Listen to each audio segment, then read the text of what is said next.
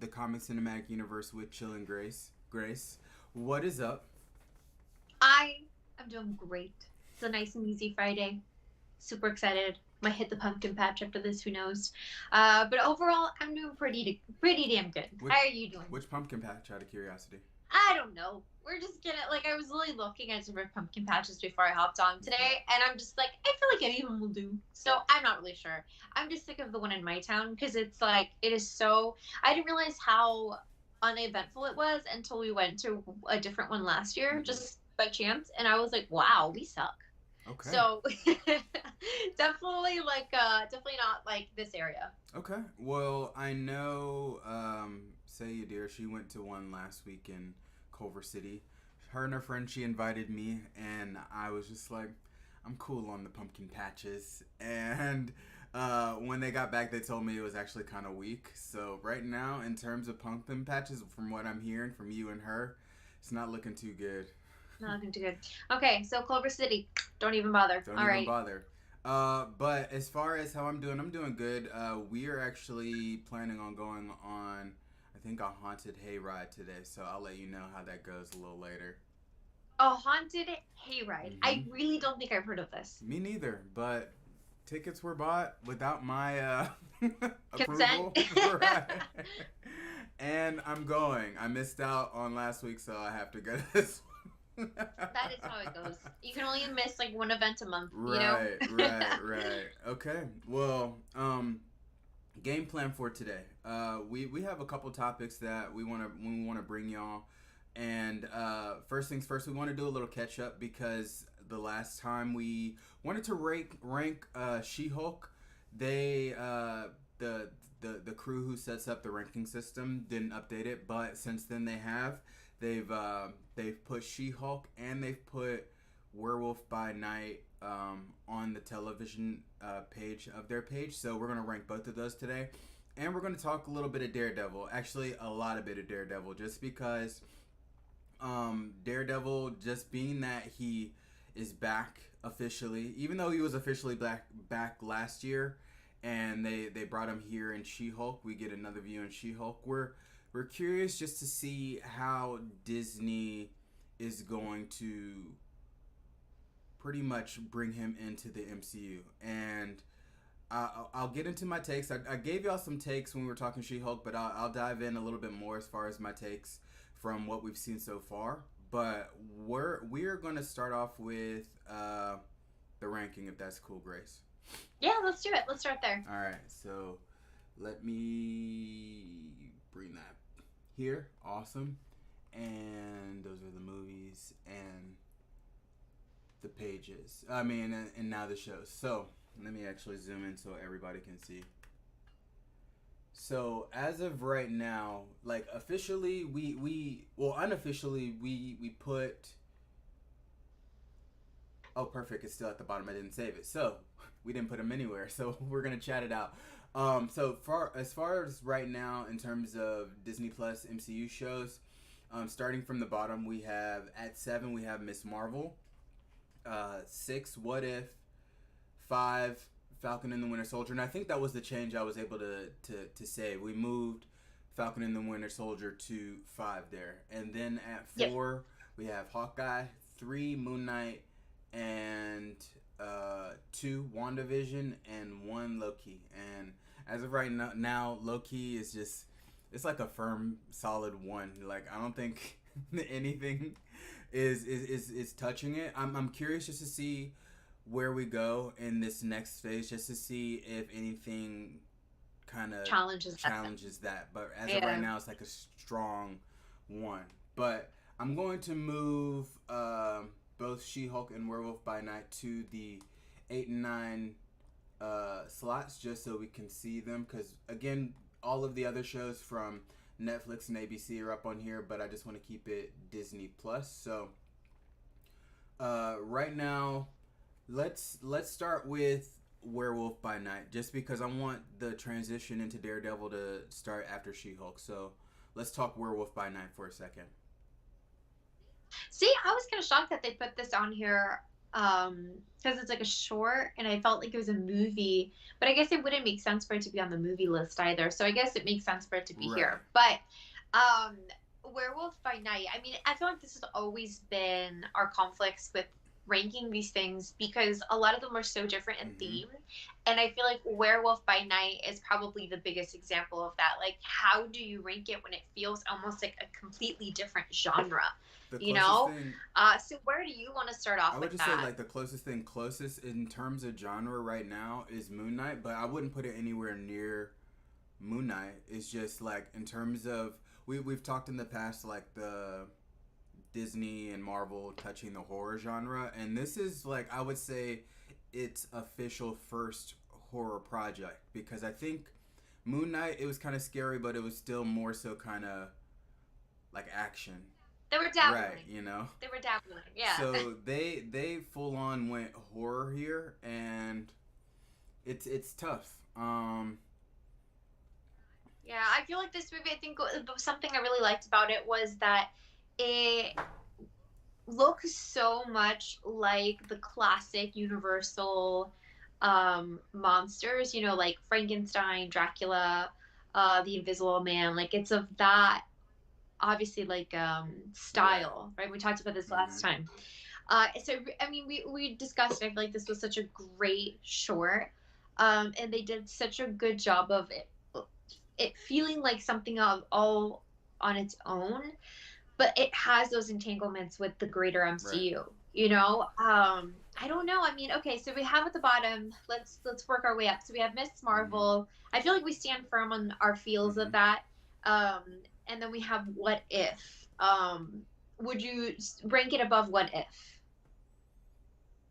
I think as of right now, yes. I think I would put it above What If just because though What If was good as it was, I think the fact that now like initially I didn't think about it before, but now that I'm thinking about it in comparison to everything else, I think it's the animation that's holding it back, you know, that's kind of keeping it right there right above Miss Marvel. So, if anything, I think we can put Werewolf by Night above What If. Okay, I would agree. I agree. I think the artistic manner of like this project, I feel like really makes you want to rank it Mm-hmm. high, Mm-hmm. you know? So definitely above What If. I think what follows would be Falcon and the Winter Soldier, Yes. correct? Okay. So this is where it gets super tricky, right? Because the genre is so different between the Mm-hmm. two. Um, I think I don't know. The story was so But cohesive. There's so much lore let in me ask it. you a question though. Go Just ahead. because let's say Werewolf by Night was let's talk time. Werewolf by Night was only maybe like 55 minutes to where we got 6 hours of Falcon and the Winter Soldier. We got more of a story there, you know. Sure. So I think it's hard to compare just because of everything that we got from full on shows versus like a 1 hour short, you know.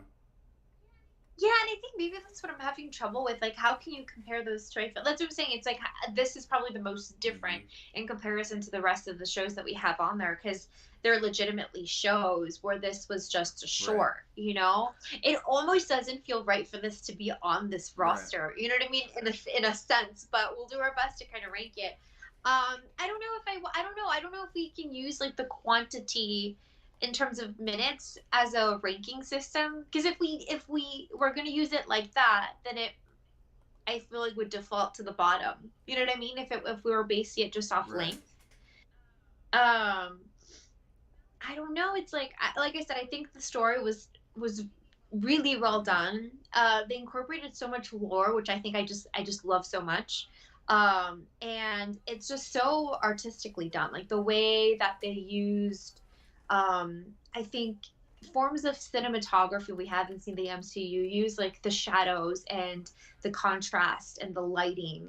And so I don't know, like I feel like because of the quality of the work, I almost do want to put it above like Falcon and the Winter Soldier and Hawkeye just based off of that. But again, it's like it's so tough.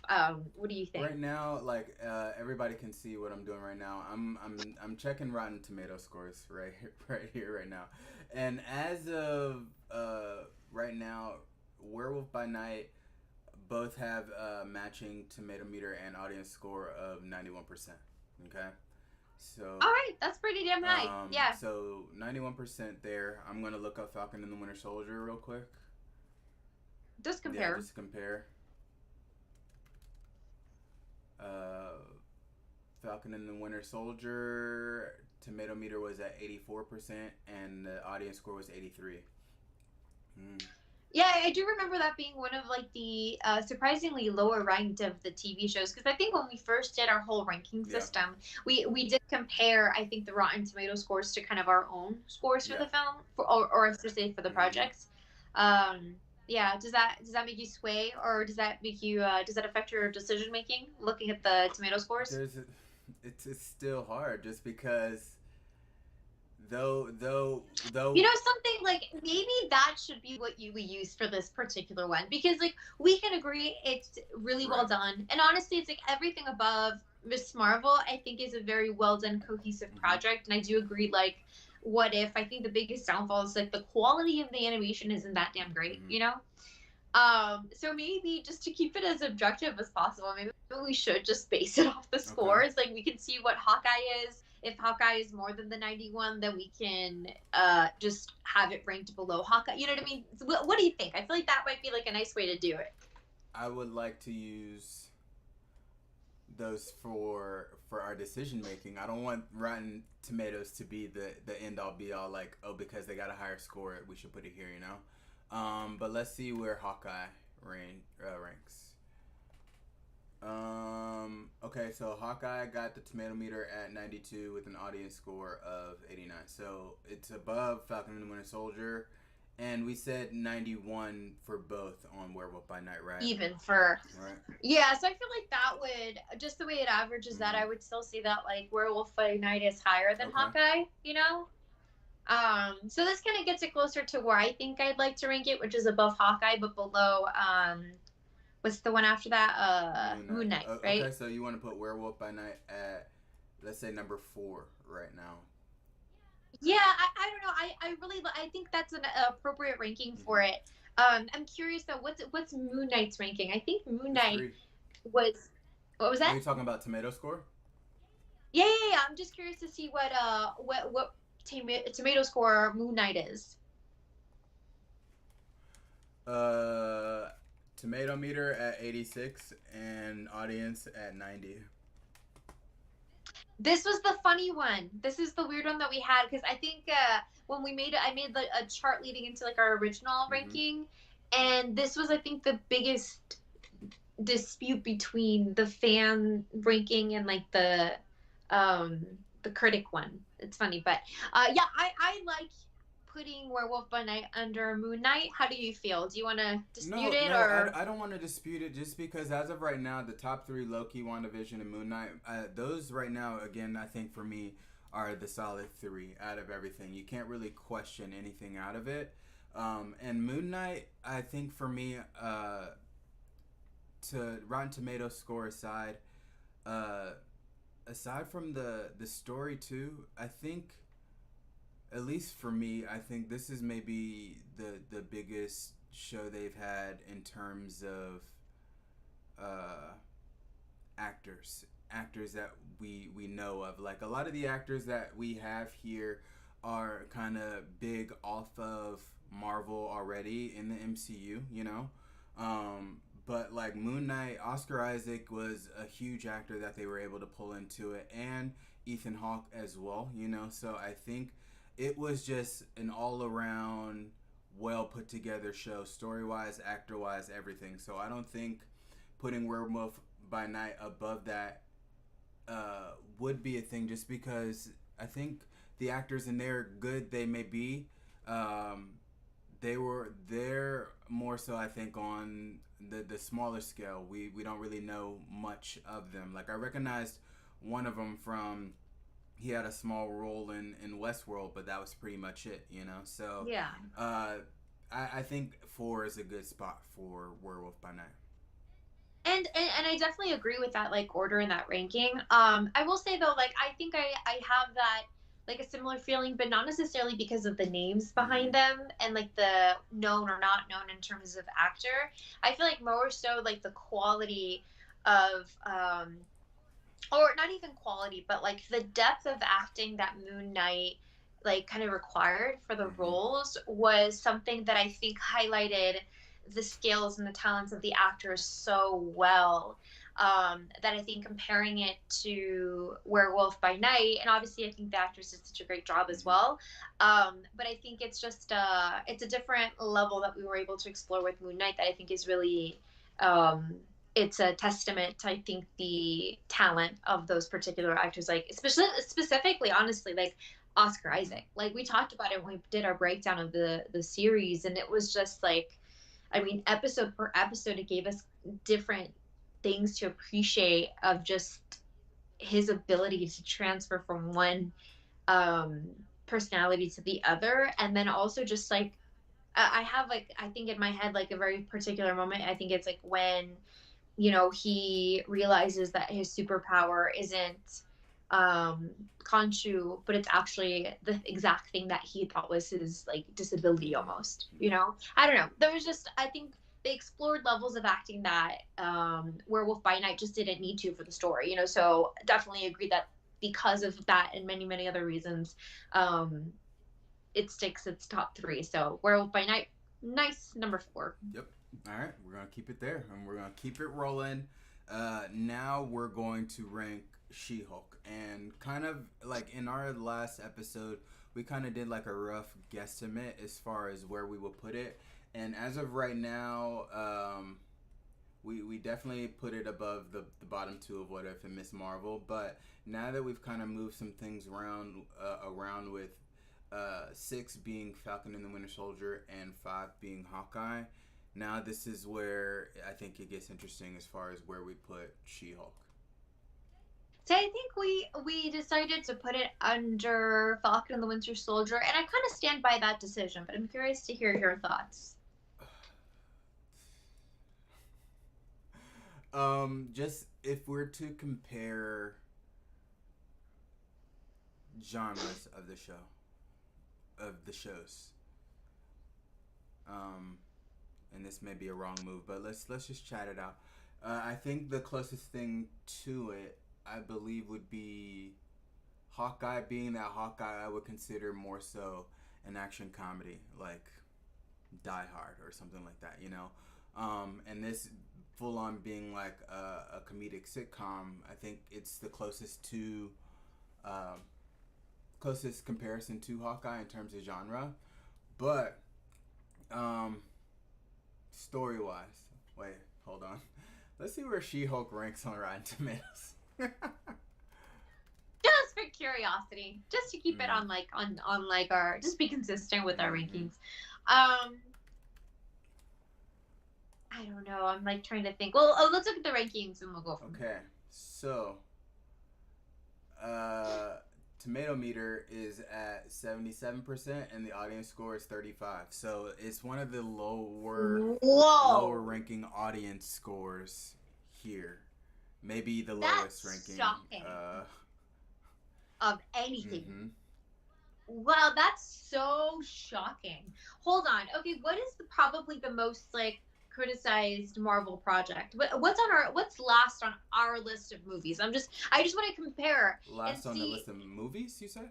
Yeah, that we have. I just want to compare some things because was it is Thor Dark World the most criticized of That the was the Marvel last one. films? That's 29. I want to know what that Rotten Tomato score is. Like, is it lower than Dark World? Thor, the Dark World. Thor, the Dark World has an audience score of 75%. Okay. Oh wow. This is interesting to Mm-hmm. me. This is very interesting to me. Well, I stand firm of having this show underneath like I think Falcon and the Winter Soldier just because although I like the show and I don't personally feel like it's ranked at a 38, I just think that what Falcon and the Winter Soldier and Hawkeye were able to explore just goes beyond like establishing new alpha characters, if you Mm-hmm. will, in terms of like you know, Falcon and the Winter Soldier now becoming more of the Mm-hmm. face of the MCU versus before they were definitely like second Mm-hmm. string. You know what I mean? I feel like because they bridge like the previous saga and this saga, I think it just those two projects do I think more for the overall MCU. So I feel like I wouldn't feel comfortable putting She-Hulk any higher than those two just because of that, you know? So you would basically say they're Hawkeye and Falcon and the Winter Soldier as characters and shows. They're quote unquote, let's say, legacy projects. You know, their characters have pretty much been in the MCU almost since Phase One. You know, and we've kind of grown to love them, and now they're getting their own spotlight.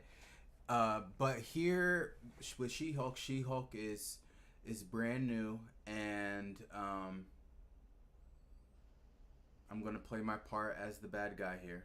Okay, as much as uh, I like the show and the idea of her breaking the fourth wall, I'm gonna say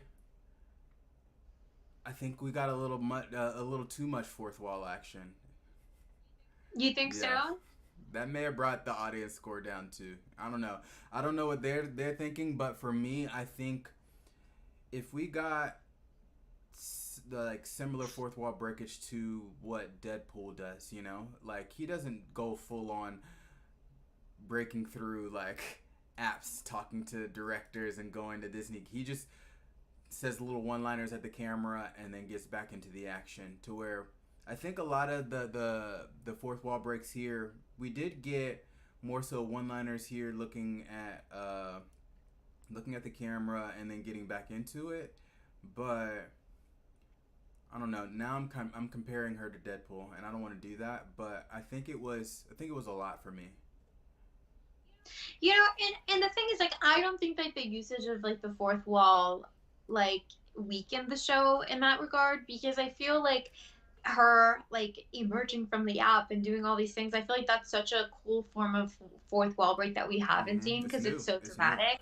But I wonder if like if the reason you feel the way you feel, and I think maybe others do too, is that the fourth wall break was the climax, Mm. right? It like it because when we go into the meeting and then a lot of chaos happens and it goes into the fourth wall break and that whole fourth wall break ends up being the climax of the show and then we end up just cutting into everyone's arrested and it's kind of now just like closing off the series, right?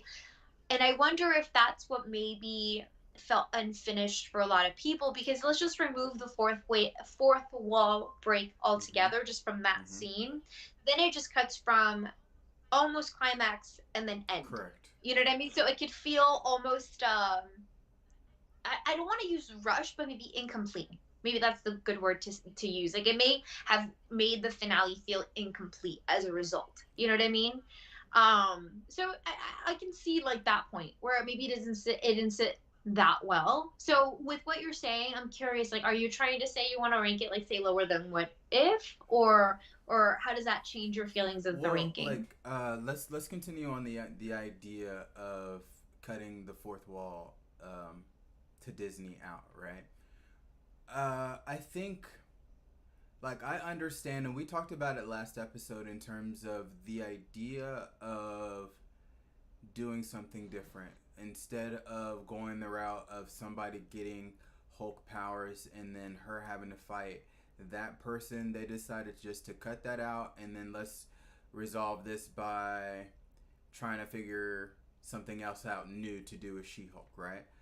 Uh, but as a comic book lover, I think I'm always gonna be for the idea of good versus evil, and we didn't get a huge fight with her. We got like a quick fight every once in a while with Titania, but just the idea of even if it wasn't a fight, the website with everybody that's trying to hunt her down, we didn't really get like a conclusion from that. We're just like we got the guy, arrested the guy out of Hulk form now at the end, and then um like I like the idea that Bruce Banner was ever like he was able to come back, but I think I agree with She-Hulk in the idea of like when she was talking to Kevin to say save her for the movie, and if anything we just keep Bruce Banner out of the project, being that we haven't seen him since episode 1. So I think if anything we didn't even need to see Bruce Banner at the very end, you know. So it was a few things to where I think it could have been better, but they did better than what they did with Miss Marvel. Yeah, and I would agree with that for sure. And I think like in regards to the fourth wall, that's what I think like maybe looking at it, like removing it from our minds for a moment and seeing how that would just clip together, I can see why it would maybe feel incomplete and like almost lacking. You know what I mean? And like me and leave like audiences unsatisfied, Mm-hmm. right? Um, so yeah. I mean, I don't disagree with it. I don't disagree with it. I think for me, I feel like so much was done during the fourth wall break that was really exciting to kind of Yeah. see. So I think for me personally, I think it did serve as the climax in a way that I felt like content with. But I see the other side of the coin for sure, and I think like there's a solid claim for that as well. So in terms of ranking, I'm I'm how are we I'm feeling? I'm keeping it. I think I would keep it right here at number 7, right under Falcon and the Winter Soldier. Okay, I'm content with it. And even in addition with all the things we just discussed, I feel like that seems like an appropriate ranking for Right. me. And I think Yeah. just with kind of the criteria that I just mentioned, I think if anything, um, Falcon and the Winter Soldier, they did that at the end, you know. Though it was kind of like a team building between Falcon and the Winter Soldier, it came down to the point to where um, we ended up uh, stopping the other super soldiers. We ended up being able to quote unquote stop USA Agent, even though he's now USA Agent. Um, and it left us with who the power broker is, and if we know for sure if it's Blondie, I forgot her name. Then it left us the question of who she's gonna talk. It just left us with curiosity as opposed to disappointment. To where I think She Hulk, if Yeah. anything, it was good. Um, it just did a lot for me. I think.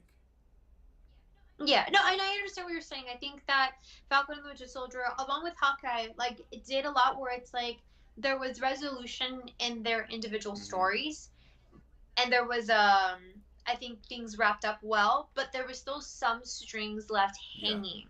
And that's like the formula with Marvel that I think a lot of other projects are lacking. Like I think Miss Marvel is a great example where there wasn't really a lot of resolution to the strings that were being kind of created in earlier episodes. And so everything was just left hanging with like more confusion than anything.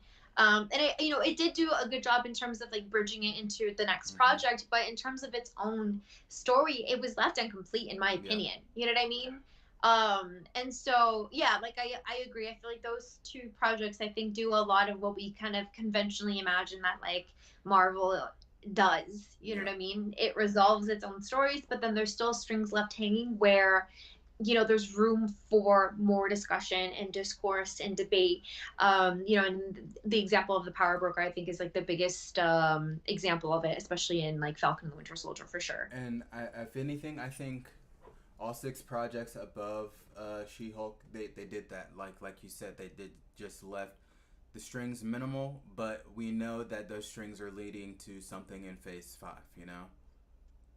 Yeah, Yeah. absolutely, absolutely. Okay, so I'm gonna hit submit. We got Werewolf by Night at number 4 and She Hulk at 7. So I think we did a solid discussion on ranking these 2 projects here. I feel like we're getting a little better at doing this. I feel like the first time around we're like, how do we do it? And also, I think like what I've noticed is like we'll let it sit, and then sometimes we'll have modifications. And I always feel a little bit better once we do that second look over, because sometimes you just gotta see how you feel about Well, it. initially, like say we took a whole episode to rank like all like 20 something projects of the movies, and Yeah. then like all 6 projects of the TV shows, you know. So I think it just gets easier now that they add one movie here, one movie there, just so we can figure out where it fits in the ranking of the rest of the other projects. Yeah. Yeah, no, Yeah. absolutely. Yep. All right. I'm gonna hit submit. Boom. Saved.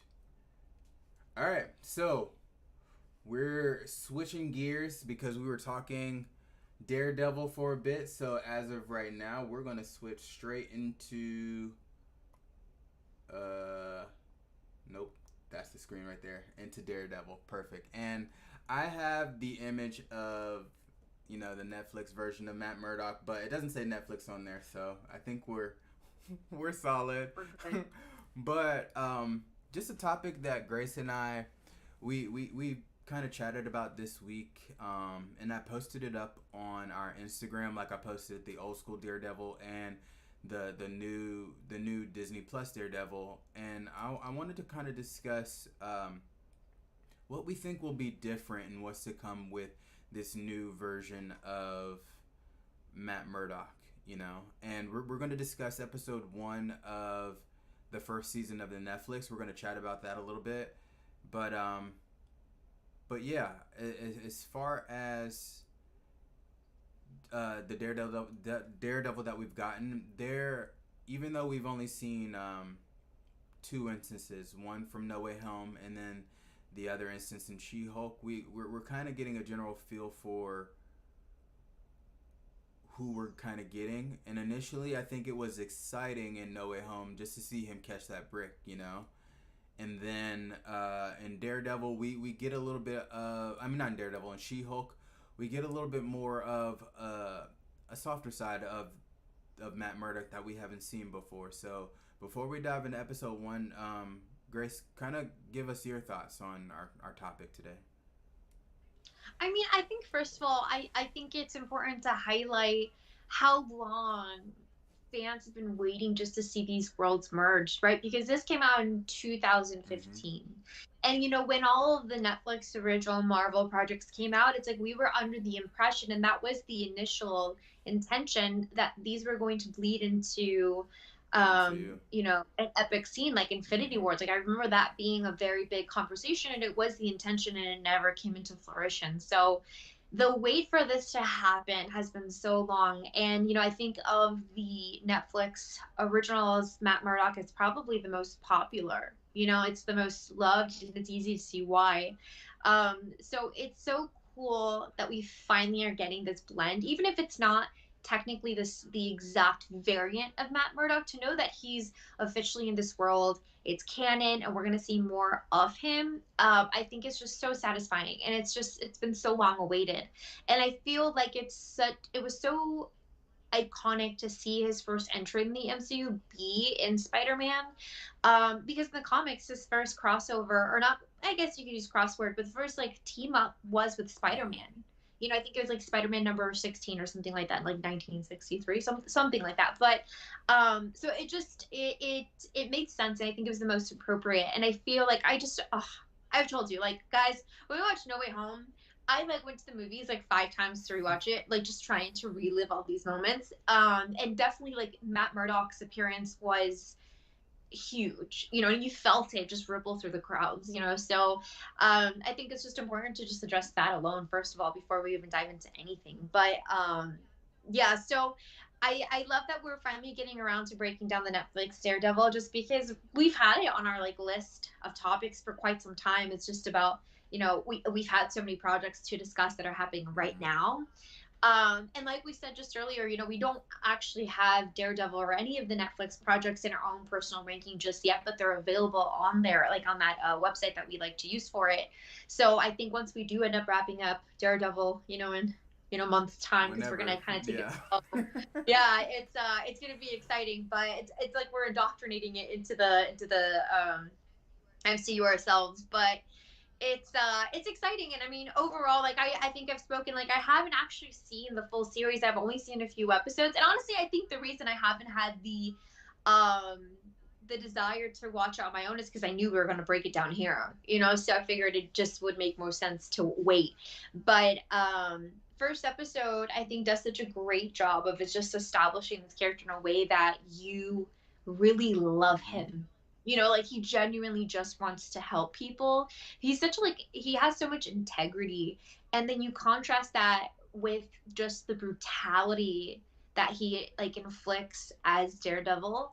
It's just it's just a duality that I think people love from many different angles. Well, just when it comes down to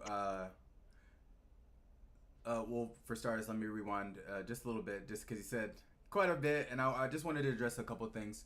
Like, let's say out of, I think maybe there were 4 projects on Netflix, and yeah, and I think Netflix was the original kind of plan to just release a whole bunch of Marvel projects, and then I think it was either Disney or Marvel was bought out by Disney. I don't know what exactly happened, but it just got to the point to where they were just like, okay, we're just going to cut that off, and then we're just going to make shows on Disney Plus. But they left us with, they gave us Daredevil, Luke Cage, Iron Fist, and Jessica Jones. So four projects, and of those 4, I think if anything, Daredevil just had the strongest story. Just not even just story, just show, just because of who this actor is. And then let's say what we see in the episode that we first see him in She-Hulk, right, in the courtroom. Just the just I would say the look, the mannerisms, even like the camera zooms. Like initially when you see him and you can see that he's listening, and you just get I guess a close shot of like a side uh, of his face. I forgot what that's called. Profile, right? Side profile, just to see that he's listening. I was like, okay, so now they're legit kind of taking those instances that we actually see in the Netflix series, you know. So comparing the two is like they're gonna be very similar, you know. And it's just kind of seeing her or seeing him in that in She-Hulk. It was more so, I think. What do we call it in No Way Home? There was a word I'm looking for. Nostalgic of what we got in this series. So I think we got to see a little bit of that in episode 1 of the Netflix series. So I think that was a great comparison that Disney did for Daredevil. Yeah, and I know exactly what we're talking about because I had the same feelings when I was watching this episode for the second time because, you know, obviously we watched She-Hulk, and that's one of the ways that they just kind of displayed how his basically superhero abilities work, Mm-hmm. right? And I think the first instance we see it in the season is when he's listening to what's her name? What's the girl's name? Right. Paige, right? Mm-hmm. He's listening to Paige's heart when she's first sharing the story of kind of what happened with like that one murderer, etc. And so, yeah, I definitely picked up on that, and I think nostalgic is a great word to Yeah. use for that. So did you want to go ahead and dive into episode 1? Yeah, let's do it. So I'm gonna pull this out. I have like 2 separate notes for this episode. Okay, so we start off with an introduction of essentially how Matt Murdock became Right. blind, right? And so we kind of enter in the middle of this scene. There's evidently like a horrific like car accident that essentially results in chemical toxic um, waste, let's use the word waste, is, you know, covering the scene. And Matt, as a result of him pushing out like this elderly man, you know, Mm-hmm. saving his Right. life, um, the result is, you know, he's exposed to these chemicals and he ends up being blind. And then that's basically our first introduction into Daredevil. And in comparison, did you see the Ben Affleck version of Daredevil? I didn't actually. Okay, I was just gonna ask you how you thought, like comparing origin stories. Both origin stories, of course, are about the chemicals getting in his eyes. But I just wanted to break it down as far as how you thought this versus that. I mean, I guess I'm gonna reflect that question to you. Like, how would you compare the two Um, origins? well, I think the stories are similar, and it came to the point to where Netflix, it was him saving this guy's life, to where I think in the movie with Ben Affleck, I think it was more so him trying to escape from something, and then somehow chemicals get into his eye or whatnot. So somewhat similar, but initially, once the damage is done, I think I like the breakdown of Netflix's version of his powers better than the movie, just because the movie it gave us kind of like what Morbius gave us in terms of like echolocation, right? And they gave us the visual to where Netflix they're more so giving us just like they're pumping up the volume just so you like we can hear what he's hearing. It's not necessarily seeing what he's seeing with his blind eyes, but it's just more so kind of giving us everything else, either audio, visually from the outside aspect, and I think I like that better than the movie. It's almost like you end up going into his perspective of the world for that Right. moment, and I think that's like it's more intimate, so I think it's you feel more connected with the Yeah. character, you know what I Mm-hmm. mean? So I definitely agree, and I think it's like also the Netflix version of the origin story is much more fine-tuned to what happens in the Mm-hmm. comics. So I'll just read off the description. This is straight from like the Marvel Okay. database website. So one day Matt saw a blind man walking towards an oncoming truck. Matt pushes the man out of the way. The truck crashed and a radioactive isotope spilled out, striking Matt across the face and blinding him. While recovering in the hospital, Matt discovered his hearing, smell, taste, and touch were amplified to superhuman degrees. He also developed a radar sense that formed a mental picture of his surroundings. So I feel like that was just such a great description of essentially the extent of how his abilities were Mm-hmm. enhanced. And it's like TBD whether it's like the radioactiveness that actually also helped advance his abilities, because it's not, this is typically not a side effect of becoming blind in this Right. degree. But I think that was a good description of just kind of like the extent of his powers, and it definitely matches up closer to the Netflix Well, series. in this series, we I think episode one we meet Stick. Okay, No, you know who Stick is, it's the guy who helps him write right? something. Well, Yeah, Stick helps him something. is the guy. He's another blind man, but he pretty much taught Matt Murdock to kind of hone in on his skills on every sense. So I wouldn't say it was necessarily the isotope that gave him his powers. Or actually, let me rephrase, because now that I'm thinking about it, I think the isotope maybe enhanced his senses to the point to where he couldn't like control it, and he everything was on overload, and then maybe Stick just helped him focus.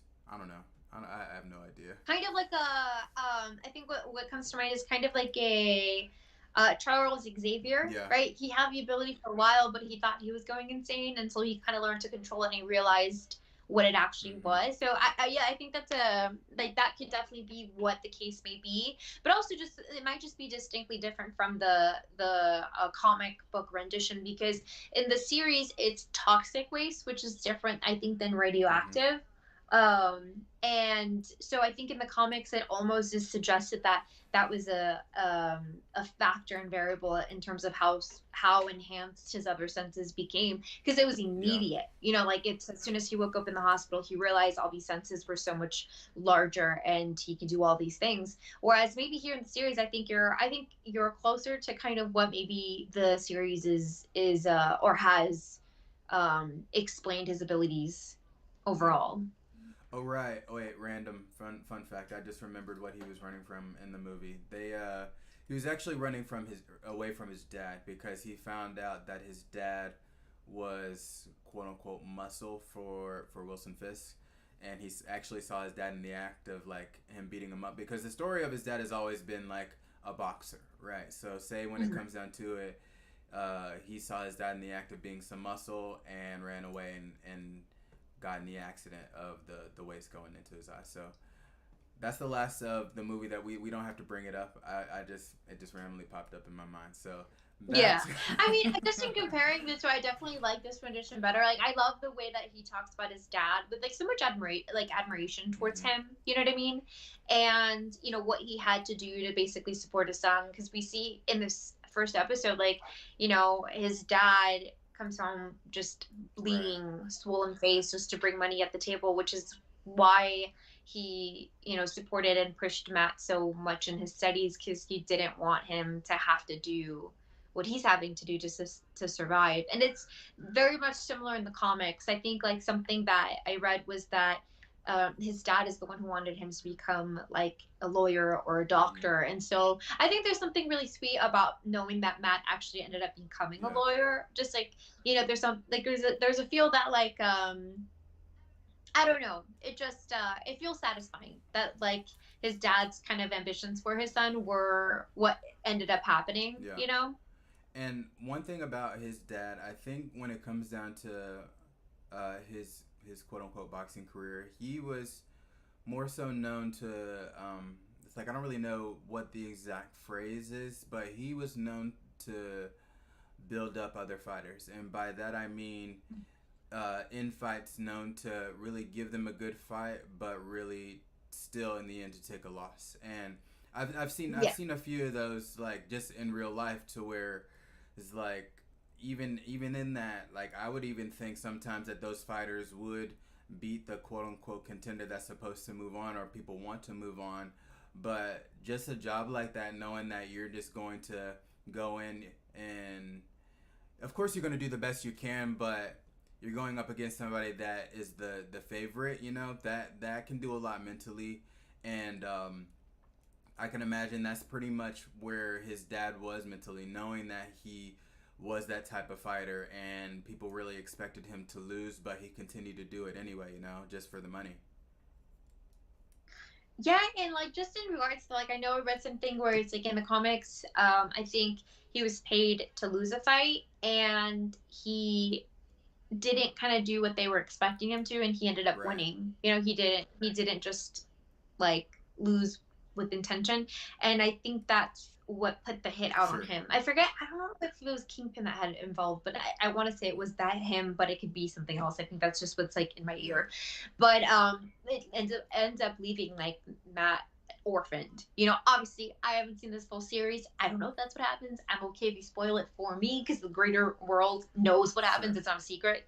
But does that like how does because it sounds like his father's no longer around. Like the way he's talking about his dad makes it sound like he's dead at this Mm-hmm. point. Um, Can you enlighten that me on that? Like for the I series? may we may get later in the series, just because I don't really remember off the top of my head, but I know that's the route that the movie went with Ben Affleck, to where his dad Mhm. he took a fight, he ended up winning, and then Kingpin put the hit out on him basically. So I can imagine if Okay, that's then the I'm gonna say same. it was Kingpin in the Yeah, comics yeah. too. Yeah. hmm I would just assume that it may be the same route here in this series as well. Okay. We'll kind of lean on Sure. that then. Okay, so moving on from like the interesting, I don't know. I feel like the origins are always like so fun to break Yeah. down, so I feel like it makes sense for us to have taken like a nice little detour on that. But we talked about this a little bit. We're from here we go into like a confessional, and he's talking about his dad in just like such a like great way. You know hmm what I mean? He talks about just all the things that he admired from his dad, and one of the things was however many times he got knocked down, and he got knocked down a lot, he always managed to get back up again. Yep. You know, Oh, this oh, is sorry. oh, I thought you were gonna continue. Um, moment. but yeah, I can see that almost kind of being the driving factor just behind Matt. Just like no matter what, whether if it's like who would expect a blind kid just to be, you know, a lawyer, a successful lawyer at that. Even though in this season, especially right now, he's just a lawyer, just building out his own firm with his buddy Foggy, and they don't even have the end. I think this episode they get an office and they don't have any paying clients. So he may not be successful business wise, but if anything, I think from what we've got in every aspect. In the court, he's super smart, and I think it was his dad that pushed him to be the best lawyer that he can be. And I think the idea of him being successful or not being successful is more so a front, just so he can stay keep it low. In the idea, he doesn't want to have a big name, just so he can continue to be Daredevil. Sure, and also it's like I think the success is just in him getting that profession. Period. Yeah. You know what I mean? And I think it's just him and his like desire just to help Mm-hmm. people. You know what I mean? Despite whether they can pay or not, all these things, which obviously could lead him into problems just Sure. financially. And I think that's where what's his friend's Foggy. name? Yeah, where Foggy kind of comes in, and it's like they're a good balance I think between the two. But yeah, it's he I think kind of where that rings into his own life, just like his dad, like, you know, as many times as he got knocked down, he always managed to get back up. I feel like it was so mirrored in the scene where, you know, after he goes into this big fight with one of the bad Mm-hmm. guys, you know, he gets knocked down, he gets knocked out for a second, we push into a flashback, and it's when his dad says get to work, we go back into like Mm-hmm. present, and just like his dad, he gets back up and continues Yeah. fighting, you know. Mm-hmm. Um, can continue, please. Okay, so from here, so we go from the conventional confessional. I like some of the quotes that I kind of pulled from it. So he mentions that you know, his grandmother was the Catholic, and she always said like, careful with the Murdoch boys. They've got the devil in Mm-hmm. them. And then towards the end, like he's talking about that a little further, and he ends with saying like, let the devil Mm-hmm. out. Obviously, this is just kind of setting the tone of where he gets like his namesake, you know, down the Yeah. road.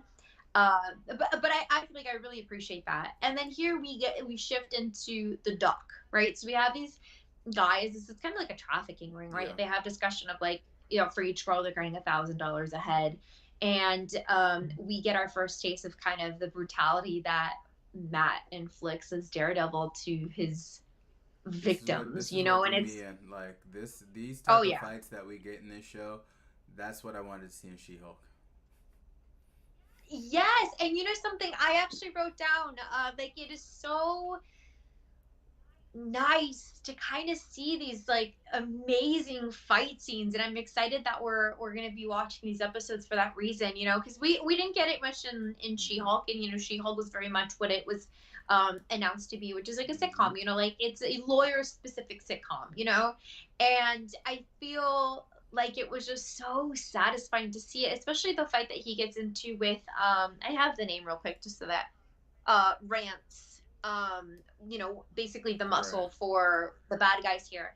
And I feel like what I really liked about the way that they set this fight scene up, right? And obviously, I'm talking about the one later in the Right. episode, is that they established really well that Rance, right, his opponent, is an incredibly skilled martial Mm-hmm. artist, right? Like he is moving like so swiftly, like so agile, so precise, like so dangerous of a foe. And I feel like it really enlightens us as to how badass Matt is to be able to kind of go up against him. Because in the original fight, this first fight that we get that we kind of started off with, you know, he's messing with just kind of like they're amateurs, you know, they're not necessarily these like lethal Right. fighters, but then the guy he's fighting at the end of this episode is. And so I feel like it just establishes like the level of a fighter that he is. And I feel like again, it kind of just circles around like to his dad a lot, you Yeah. know, in a sense. Well, throughout this entire series, I think the reason why I won't just say the reason why I love it, but the reason why this is maybe the best out of all of the Marvel Netflix series is just because every instance of him getting into a fight scene, he's legit. Honestly, if we're gonna compare, he's like I called him Batman the other day, but he is going through tens and twenties of like I don't even know like how to call it, but just groups of men. And though uh he as we can see in this first episode, we can see that he can carry his own. It's the fact that it's like the level goes up, and I don't know if it's like every season there's somebody new, but like let's say at the end of this episode to where you're fighting the big bad, and then you see how he handles himself. It's really, it's of course, he's not blind in real life, but it's really just like a testament just to tell us, like, especially for the first episode, how badass Matt Murdock actually is. Yeah, like it's you're so easily in his corner. You know what I mean? Like he's so like I said, he has so much integrity just as Matt Murdock, and he has such a big Mm-hmm. heart, which is easy to kind of rally behind him. But then you like contrast that to how brutal and ruthless he is as a Mm-hmm. fighter and when he's a vigilante, that it's like I'm telling you, you just love him from so many different angles. You know, like if you root for him because he just does so much. It's just it's amazing. And I definitely like marked out. I was like, dude, it's so nice to see these fight scenes, you know. And this one specifically in the doc, I think reminded me a lot of like Sharon Carter in The Falcon and the Winter Mm-hmm. Soldier, you know, because they're like at a dock with all these like, you know, and she has like this pretty cool fight scene. It's very brief, but I just feel like it was very similar to Yeah. me. And I'm just excited to see it kind of escalate throughout the series, you know. So and they even mention it in this episode with some of the guys in the suits. They're like, okay, like this one guy took down four of Mm-hmm. ours, you know, like in a very like impressed fashion, you know. So I think it's just setting the standard of what kind of a vigilante he is, like very capable, very like just Yeah. brutal. I feel like that's like the word I keep coming on because I think it's the most accurate. And just kind of because I feel like this does relate. Like I wrote down a quote that I pulled from one of the comics. So let me just pull it up. So this is from Daredevil Volume 5, number 21. And I feel like it also bleeds into something that was mentioned in She-Hulk. So it just says, this is Matt. As Daredevil, I get to save the world. As a lawyer, maybe I can fix it. I need them both. That's what I realized. The warrior and the lawyer. It doesn't work if I only have Mm-hmm. one. And this is almost like verbatim what he says to She-Hulk. You know, Yeah. and I think it makes a lot of sense in just this one Mm-hmm. episode, you know, because he's doing so much to help Paige as a lawyer, as much as he can do, and where not necessarily like the lawyer falls short, but where it's no longer his jurisdiction, like he dons the mantle of Daredevil and then still, you know, is able to finish the Yeah. work, you know? One thing I'm curious. I'm about to go off topic real quick. Okay, I'm sorry. When don't we? Because just kind of how we're talking about him as let's naturally as a fighter, and the mentality from his dad of being a fighter, no matter what, whether if it's physically or ethically, he's always a fighter, right? And I think now just comparison. I just freestyled a word just now, but comparing Netflix and Disney. I'm just kind of thinking about who he's kind of been close to in terms of skill wise in hand to hand combat. And I think the closest thing that we get on the Netflix side is Danny Rand of the Iron Fist, right? And even Stick, even though Stick isn't even like a superhero or whatnot, but Stick taught him everything he knew. So I think if anything, those two are the closest to who can actually see him in hand to hand combat. But now here in the MCU, I'm really honestly thinking about who we've seen so far, and maybe skill wise, maybe the closest thing to possibly take on a Daredevil would be uh, maybe a Widow, or maybe even Shang-Chi or something like that, or maybe even like people of Ta Lo, whatever that dimension was called in Shang-Chi. I'm kind of thinking now in terms of just like martial arts or whatnot, who could actually see Daredevil if this Daredevil is similar to what we got in Netflix in terms of hand-to-hand combat. And just so you're saying that, I would love to see him go back up against like Yelena Mm-hmm. Belova, especially with how what we saw in Hawkeye and like the way she was introduced in the episode. Like she was introduced like we even in Black Widow, we didn't see this level of like I would use that same word, almost like brute Mm-hmm. force, you know, like ruthlessness and the fear that she hit like uh friggin' Hawkeye with just when he realized this is a Black Mm-hmm. Widow. I feel like that would be such a great pair to kind of see go up against, you Right. know? Because I think as of right now with Disney, we get a lot of brawlers, and then maybe the first actual skilled fighter that we got was Thanos, low key. Everything else was just like maybe Natasha Romanoff, and then that was it. But now we're bringing Matt Murdock into the scene, and we've now gotten Shang-Chi and other Black Widows. So I'm really just to see. I'm really just ready to see where choreography goes in terms of fight styles and how they'll merge on film. And I think that's so exciting. I feel like we really talked about it in Shang-Chi, like in length, that I think the reason we get so excited when we see these just so well done, choreographed fight scenes is because it's like the closest to our world. You know Mm-hmm. what I mean? I think it's an easy way to be like, I could do that. Or like, yeah, this is something I could. You know what I Right. mean? It's just it's like it's like the closest thing we can kind of get to in terms of like us seeing us being able to do things like that. And I feel like I don't know, it's like I think that's why like say I was gravitated towards like jujitsu and Mm-hmm. things, and even like Spartan races, because it's like it's probably the closest I can ever feel to being like an actual superhero and just having to do things like that, you know. And I think that's why fight scenes have so much of an emotional impact on us, especially when they're done so Yeah. well. And so I think that's one of the things I'm super excited to see once Daredevil Born Again comes out in 2024, because it's gonna be a part of that. You know what I mean? Like it wouldn't be Daredevil if it wasn't. And I'm excited to see how that is gonna be showcased in the show, you know? Because the standard was set, like even just with this first episode, and like you mentioned, like it escalates from here. Another random topic. I'm gonna throw a super fight at you. Okay. Oh, okay.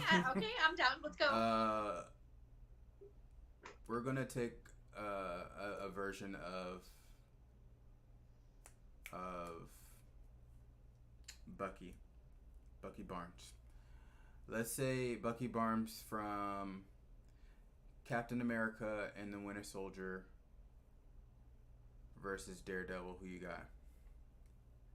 Mm. Because that choreography between him and Steve Rogers, That was good. excellent. You know what I'm saying? So, So so good.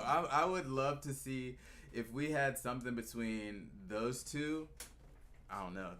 It'd be a hard fight. I mean, I feel like that would be so cool. I think I don't know because okay, so I feel like Bucky. I mean, obviously he has like the Right. skill. You know, you see that so plainly kind of showcased in Captain America and the Winter Soldier. But also, it's like he goes up against Cap, and Cap does like best Right. him. You know what I Mm-hmm. mean? And I feel like Cap, his fight skills are although great, I feel like Matt Murdock in my head easily like tops Okay. that. So in my head, I feel like he would top Bucky, and we haven't seen Bucky, I think, display that level of like fighting Sense. skills, or hasn't had like a scene like that in quite some Right. time. So I'm excited to see how that looks because, and I don't know if we discussed it when we did do like the Falcon the Winter Mm-hmm. Soldier, but we saw like a milder form of Right. Bucky, and I think it's because he was holding back. You know, I don't think he trusts himself enough at that point to just fight to what he like the extent that he could because he's holding back because I feel like he thinks he's like an inch away from being the Winter Yeah. Soldier. You Is know it what I safe to mean? say that Um, Bucky and the Winter Soldier are two different fighters? I think that, well, in a sense, yeah, because as the Winter Soldier, there was no pulling back, Mm-hmm. you know, and I think that's why we saw a milder version of Bucky in the show. But now that he's gone through his transformation and just comfort and understanding who he is, and just feeling confident in that and his true self, and not, no longer really feeling like he needs to hold back for that reason, I am waiting to see an escalated and just amazing like fight scene in, you know, the next Captain America and the Winter Soldier, and have it top what we saw in like the original Captain America and the Winter Soldier. You know what I mean? Like I think that's what's gonna happen, and I'm excited for it because now he doesn't have that Mm-hmm. reservation. But even then, I do feel like Matt Murdock just has a whole nother level of skill sets. Like the precision that he has as a fighter plus the brute force that he also inflicts, which I think is similar to Mm-hmm. Bucky. I feel like it would be a great fight, but I think Matt Murdock would I win. think just in comparison to all of these fighters, and I'm going to bring Sam Wilson into the mix. Uh, I think if anything, the only down part of Falcon and the Winter Soldier for me was uh, Falcon versus the Algerian, just because Falcon he was Falcon, it wasn't necessarily hand to hand as opposed to Steve Rogers versus the Algerian. Now, if we were to compare, let's say this version of Netflix Daredevil versus the Algerian, I think if anything, Matt Murdock just wipes him. Oh yeah, like I think Matt Murdock. You know, what's an interesting question is like, what do you think about Shang-Chi versus Matt Murdock? Shang-Chi without the 10 rings, just to make it even plain, like a plain field. What are your thoughts there, Shang-Chi. Yeah. Shang-Chi? Because now Shang-Chi, he's controlling elements here, you know what I'm saying? And just as we saw in She-Hulk, when She-Hulk did her little clap, it threw Matt Murdock off. So now that if Shang-Chi can control and be like the airbender, you know what I'm saying? He can be the avatar. I'm sorry, Matt Murdock, it's over. So Shang-Chi's It's not in this over. conversation. We're going to talk about other skilled fighters. I know, but like, hold on, like Shang-Chi, I mean, obviously, it's like now we have Shang-Chi, like who's much deeper in his journey, but like Shang-Chi before that point, right? Like, I'm thinking train Mhm. scene Mhm. Shang-Chi. What do you think there? Because I think that's like the most even field we can think Mhm. of. Like, what do you think Before would Ten happen Rings there? or whatnot, I think if anything, uh, it would be a good fight. One, just because uh, we learn later on down the line in the Netflix series. I'm just gonna spoil it, being that this series is kind of old now. But we kind of learn that like Matt Murdock's style of fighting, coming from Stick, it almost comes from a way of a ninja that makes it cool, and it's like ninjutsu mixed with like kung fu, right? And this Shang-Chi, before the Ten Rings, before going to the other dimension, he was a skilled fighter that his dad trained from birth. No matter what, it wasn't just like, oh, I'm blind and I'm about to start training or whatnot. This is something that his father kind of put into him since he was since the accident with his mom. So and that style is a little bit more kung fu esque, a little bit more. I would say I was, being that I was heavy into Bruce Lee. It was a little bit more flowy, to where I've seen movies to where you've seen brute force versus flow, and flow always wins. So I would think because Shang-Chi is a little bit more flowy with his style, he will adapt and overcome Matt Murdock's brute force.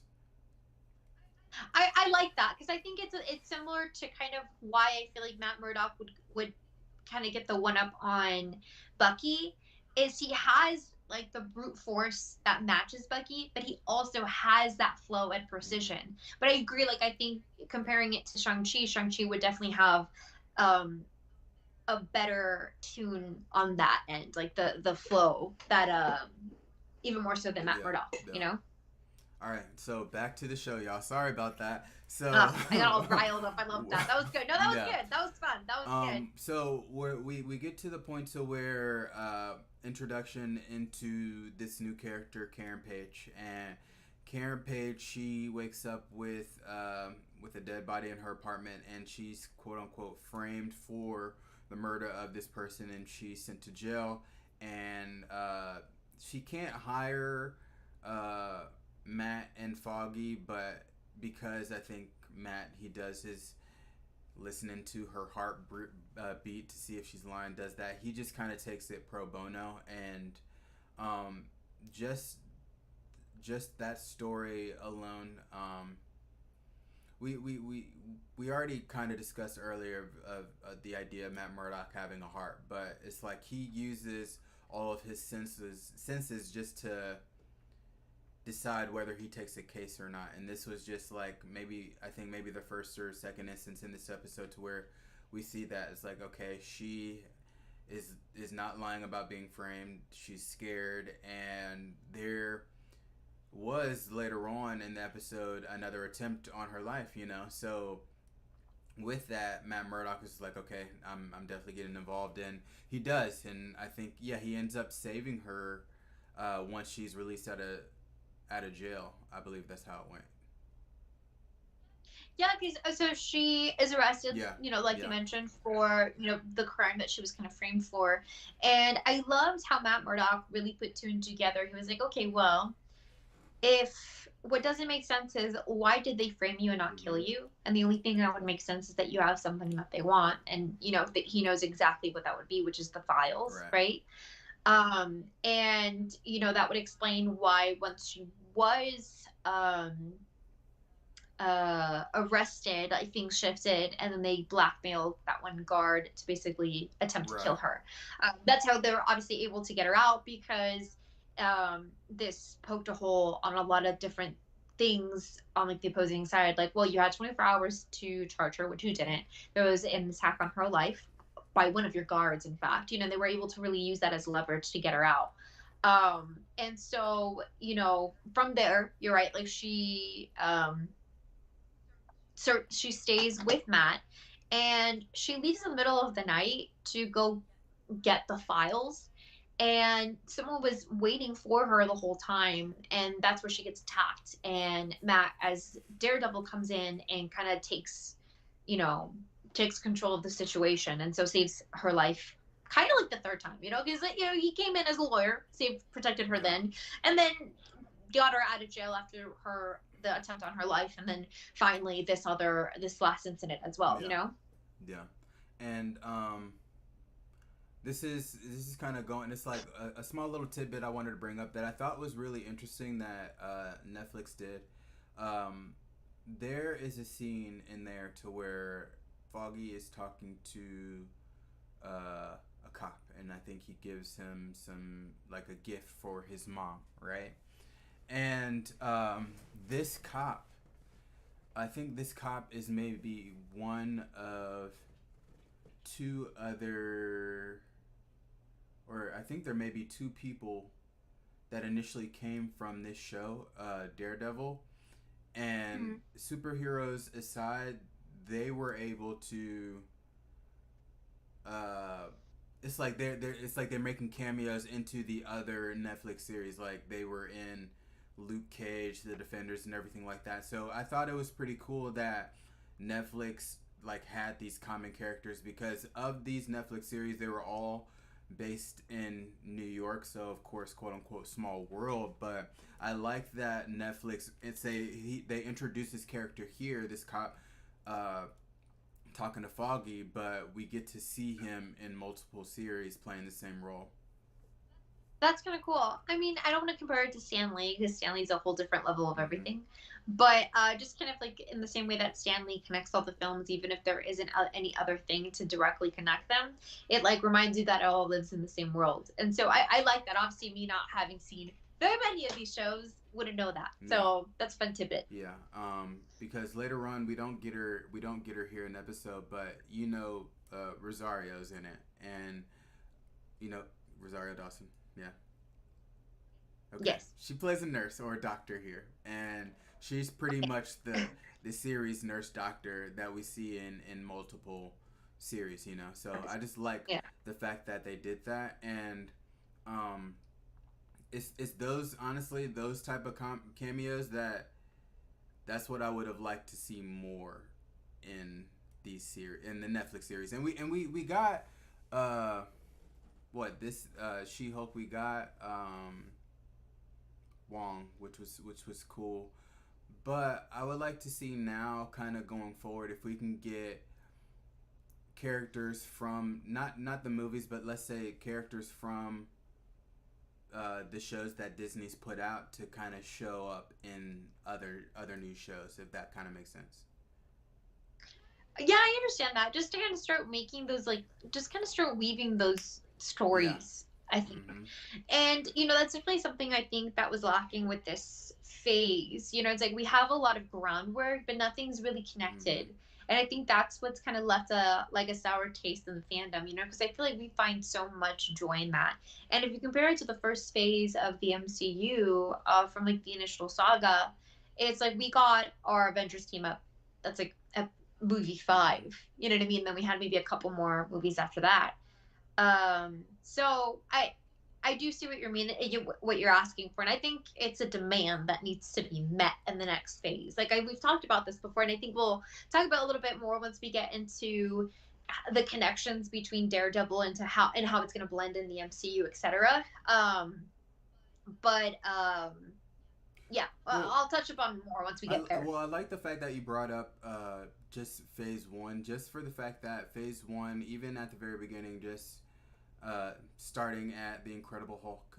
Though the movie was what it was, it did have uh, Robert Downey Jr. show up at the very end and make his cameo to kind of introduce like the MCU, and then Iron Man came after that, and then from there, the main cameo that just kind of showed up that kind of connected everything was either Nick Fury or Agent Coulson. So there was always some type of connection to kind of glue everything together, you know. And say right Yeah, now there's no real connection. Everybody's off doing their own thing, and Disney's making just separate stories, you know. And they're eventually, I'm sure, in phase five they'll come together.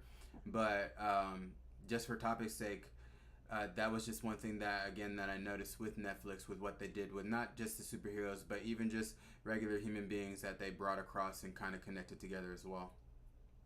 yeah, and I think honestly, like the closest example I can think of in this new phase that has like a similar feel and taste to what Marvel is known for in that regard, especially in reference to what you just mentioned, kind of like the cameos in the early films to kind of connect things and leading into the Avengers, is Eternals and the end credit scenes. Because I think it's easily said that the end credit scenes overshadow the whole Mm-hmm. film. Mm-hmm.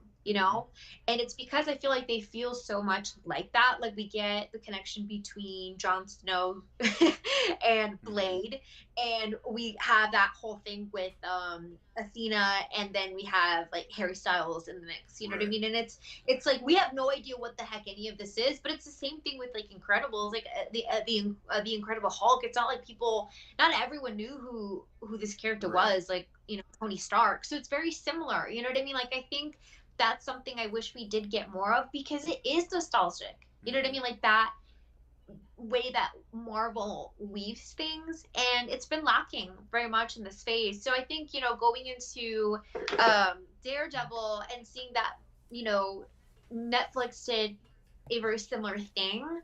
Um, it's nice, I think, to have that again. Yeah. Yeah. Yeah. And it's like we're seeing it slowly but surely, just because uh, what was it? It was Hawkeye. We get Wilson Fisk, and we know that we're gonna get more of Wilson Fisk in the new Daredevil Born Again, and of course we get Daredevil in No Way Home or whatnot. And it's like they're slowly putting in these characters that are that it's like characters, though they're not necessarily important at that time in that project, whether it's a movie or TV show.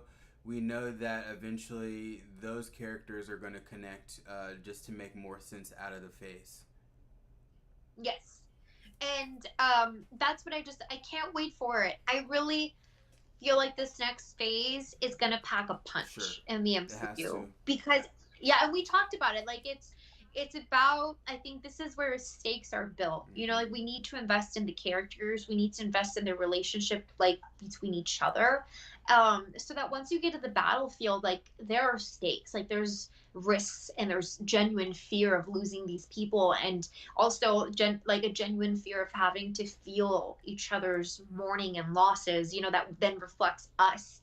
And so it's gonna have to happen next phase. If they don't, once we get to the battlefield, it's not gonna mean anything. And I really doubt that they're gonna. They know to do this. Right. You know what I mean? So I am excited, and I really, really look forward to this next phase because it's gonna have to make those connections. Do you think it's a plus or minus that they have so many projects in this phase four?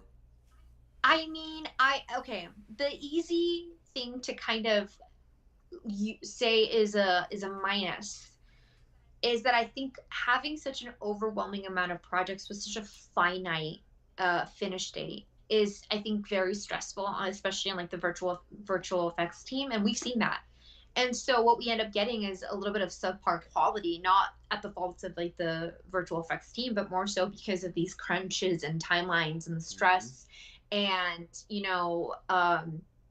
that obviously affects the quality of these projects. So I think that's one immediate downfall I can kind of call on. Um, I mean, in terms of like the quantity, also it's like I think what I don't want to see them fall into is the lack of the quality Mm-hmm. in the storytelling and the weaving of projects just for the sake of knocking them out, Mm-hmm. and that's something that studios definitely have, just overall across the board, a tendency to do. Like, just look at the Fast and Furious Right. franchise as an example. And so I'm looking forward to the projects that they have on like the roster, because I think, like, Guardians of the Galaxy, like I really don't see them messing that film up, You hope, you really hope, but it's possible. Like we would think that they weren't going to mess up Multiverse of Madness, being that this is the multiversal saga, and you know they did. You know.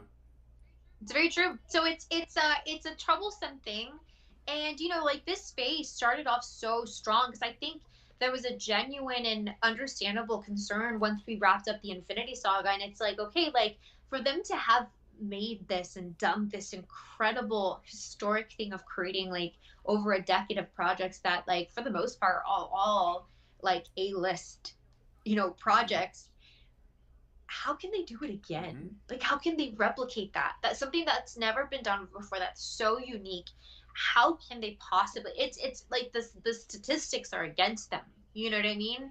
And I think having had such a strong start to this phase, I think reassured fans that, what, this can last another decade, or another decade, Right. century, if Right. you will. It's awesome, like another decade. But right now, with like the recent inconsistencies, like it does make you wonder, is this a worrisome sign for the MCU? Well, let's wait before we go further, because I do want to continue this conversation. Did we have anything else for episode 1 of Daredevil? Episode one of Daredevil, I think big thing is it does lay out the foundation of just kind of the sketchy Union Yeah. allied, right? And we get this ominous, we see this gathering of like big suits, and we see them have conversations about the incident with Karen Page, but they also mention Nelson and Right. Murdoch as people to keep on their list. So I think that's like the big takeaways from this episode as well. And it does wrap up with this organization kidnapping a kid. And we get this very mini fight scene at the Fogwell's gym Right. with Matt. Right. And then it finishes with him kind of overseeing the city, and he does hear the cries of this boy. And so I'm sure this is where it's going to pick up on the next Yeah. episode. And also, just that the way that this kind of resolves is they release the files to the general public, and it breaks the Right. news, right? Union Right. Allied corruption scandal. And I think those are the main things of this Yeah. episode. Because they dropped the guy off at like the newspaper with the files, and then the story broke. Right. Yes. Um. And that scene like reminds me so much of Dark Knight. the Dark Yep. Knight. Exactly. Yeah, you're there's just moments where I'm like, we're Yep. friends. Mm-hmm. Yeah, no, very much so, for Yeah. sure. And so kind of shifting into, beyond the Netflix series, because we know that this version of Matt Murdock, this variant, is not the same one we're seeing in the MCU. So it's going to be different stories. I think the essence and the fundamental things about Matt Murdock are definitely going to be copied and pasted into the MCU. So real quick, so Disney Plus, Daredevil Born Again, the series is set to release in 2024, and there's going to be 18 episodes, which is definitely the lengthiest of the shows that we're Yeah. going to get, which I think is appropriate. Yeah. Yeah.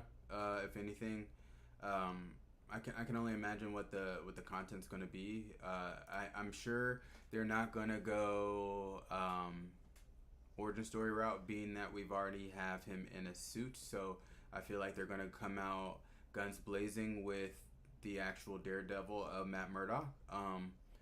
But I can just imagine it's just going to be an ongoing battle between him and Wilson Fisk, and then who knows? We may get, honestly, I hope we get a Spider-Man cameo, being that they him and Peter Parker have that relationship, but now that he doesn't know, or the memories have been erased that Peter Parker is Spider-Man, Peter Parker still knows who Matt Murdock is, and he may need him legally, and may bump into him on the street and just be like, "Oh, you're the guy who saved me from the brick that one day." But that's all me hoping, you know. No, you know something? Okay, like listen, I feel like that would be such a great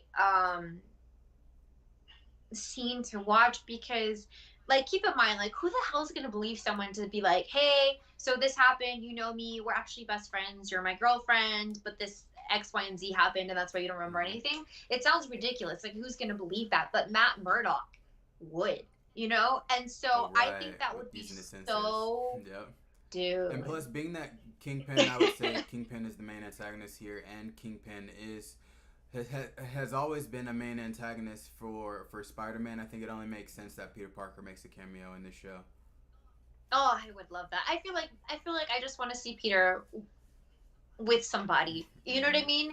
It's like we left him in such a sad Mm-hmm. state. And I mean, this Matt Murdock seems like he's settled in his career. And, you know, it's nice to see him be Mm-hmm. happy, like in the scenes with She Hulk. And so I feel like he would be such a great ally for Peter to have, like both as Peter Parker and Spider Man. And in the comics, like, Peter does crack the code and find out that Daredevil is Matt Mm-hmm. Murdock, and he writes a letter to Matt being like, "I know who you are," and it gets intercepted by his associates in like the Oh wow. firm, which is very Mm-hmm. interesting. So basically outs Matt Murdock.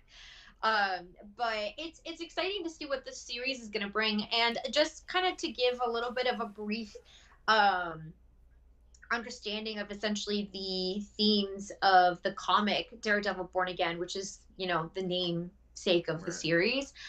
So I'm pulling this from an article written by Michael Austin, last updated April 5th of 2022. So just kind of the summary of this comic run. So Born Again by Frank Miller and David Mazzucchelli is one of the greatest stories in Marvel's history, period. It is by far the greatest Daredevil slash Kingpin story ever to be written as well. When Karen Page sells out Matt Murdock's secret, that information eventually makes its way to Wilson Fisk. After confirming Murdock is in fact Daredevil, Kingpin goes to war with his foe. Born Again is a deeply emotional tale depicting Matt as at his very lowest. After he's lost everything and everyone, Matt slowly begins rebuilding his life. No matter how many times he gets knocked down, All Horn Head always knows how to get back up again. He just needs to holler at Doctor Strange and be like, "Yo, can you do what you did for Spider-Man?" Rewind.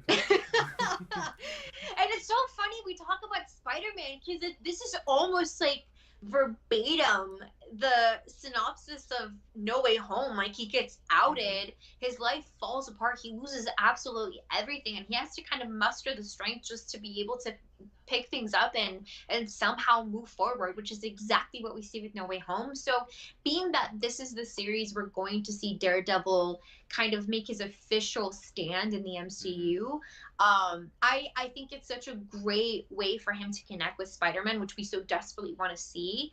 But also, I feel like this can just put the fans at ease of like we're not going to see the same soft Murdoch that we saw in Yeah. She-Hulk. Not that it was bad. Like I think it was so nice to see that. I feel like it's so refreshing, especially knowing just how much this character's gone through. I feel like it's nice to see them happy, even so Mm-hmm. briefly. You know. But definitely it's going to take a turn once we get into Daredevil Born Sure. Again, especially if it follows a similar tune to the comic.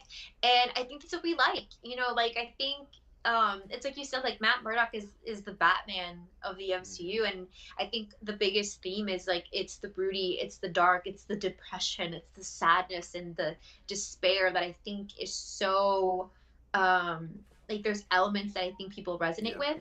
And it's like we love an underdog. You know, we love to see these people rise against like the odds. I think um, if anything, Daredevil Born Again, it's gonna be.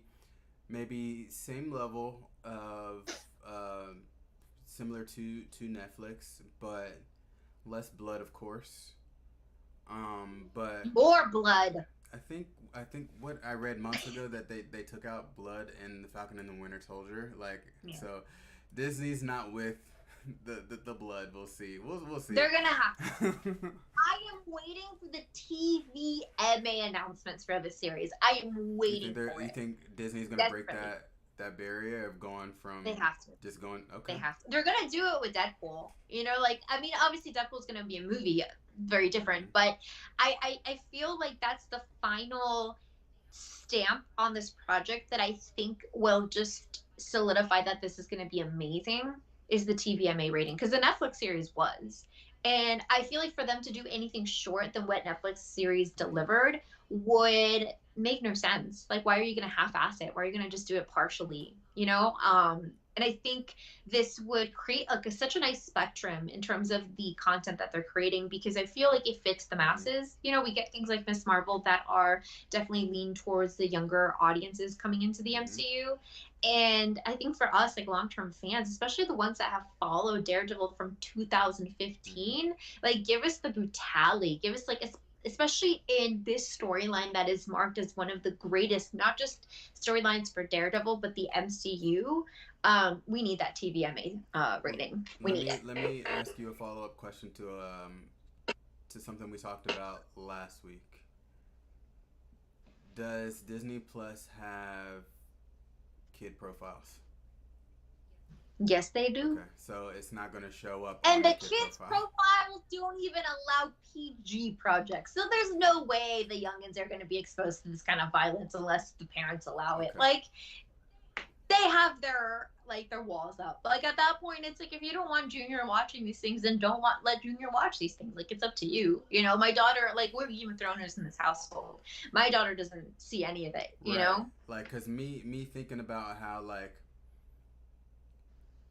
first for one thing it's Disney for one first and foremost, but then two, Logan is on there I believe, and Logan I think is a hard R, Oh yeah. so I'm just like, does Disney have profile for kids or is it just Disney because kids are Disney Disney is kids. I don't know what I'm asking, but if anything, if they didn't, then I feel like with these projects, these future projects coming like Deadpool, and if Daredevil is to be as bloody as you want it to be like Netflix, then they would have to make certain changes to make sure there is a kid profile and a mature profile. I feel like that's like as much as they can do to just be to keep it Disney friendly, I guess,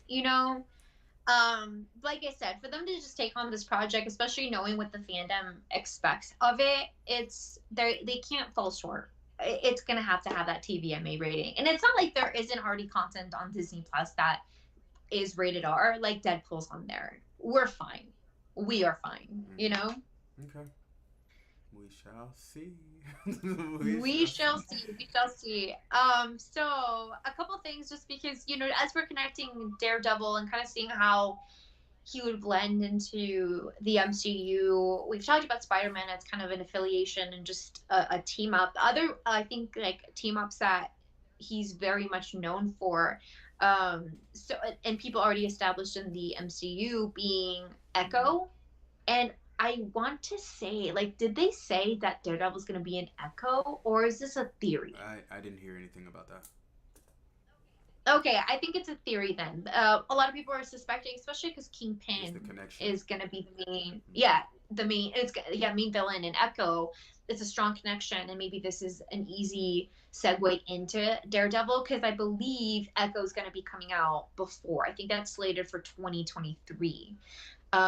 So I think that's a possibility, and they have a really good connection, and the storyline that they kind of meet in is really well written. It's one, I think, one of the major storylines in his story as well, but I can't think of the name of it off the top of my Mm-hmm. head. But I feel like that's another possibility for him to kind of make another mark on the MCU before diving into his own Well, series. that would make sense, and that would be, I would say, the the the it'll still fall into the small world factor, like same thing of Netflix. Like everything right now that we're kind of mentioning right now, I think is all New York based, and we know Spider Man is in New York, Hell's Kitchen's in New York. Echo was in Hawkeye, but Hawkeye was in New York, you know, so it only makes sense that they start to bring these characters kind of together, being that we're familiar with them and being in the same vicinity. Why not bring them into the same projects as well? That's such a great question. We have so many active heroes in New York, you know, and I think there was commentary about that in Hawkeye because you have Kate Bishop, you have Hawkeye, you have Yelena Belova, and just before the Hawkeye series, or maybe it was after, we get Spider-Man, who's also in New York, and in addition, you know, passes by some of the big landmarks that was in The Christmas Hawkeye. You tree, know what I right? mean? So, Mm-hmm. yeah, and so it's yeah, same time period. It's. I think they're like almost tiptoeing around Mm-hmm. it. And so I'm excited because it's like eventually they have to have these team ups. Like the fandom is demanding it, and it's about the stakes, you know. And I think Strange. I was about to say Strange like is in New York. Sorry. yeah, Strange is in New York. Like I feel like this is such a great opportunity for them to build up these relationships, which we desperately need. Like for many reasons that we already kind of talked about. So um yeah, like proximity, guys. Like like you haven't bumped into Spider-Man like when you guys are like Y'all crossing aren't paths and talking you about guys Spider listen Man. to the same It's not in the radio. news. You know, I feel like if You guys anybody, listen to the same radio, dude. Like everybody like for that's in New York should have seen uh, J. Jonah Jameson kind of break down the whole thing, and we like there can be like an instance from another character seeing the same thing. You know. or just in like the background something, you know. So I we definitely need those ties to kind of be made, and even in those subtle forms. And like I said, I feel like the MCU's been tiptoeing around it, in particular to the New York people, because the musical, the Steve Rogers musical, has been kind of like that, because you see in the background, I mean, Hawkeye is the biggest example of it, but you see in the background of like scenes in Spider-Man. um and I think that's one of the connections. But we have to see more of it. We just need more of it. Yeah. Period. You know? Yeah.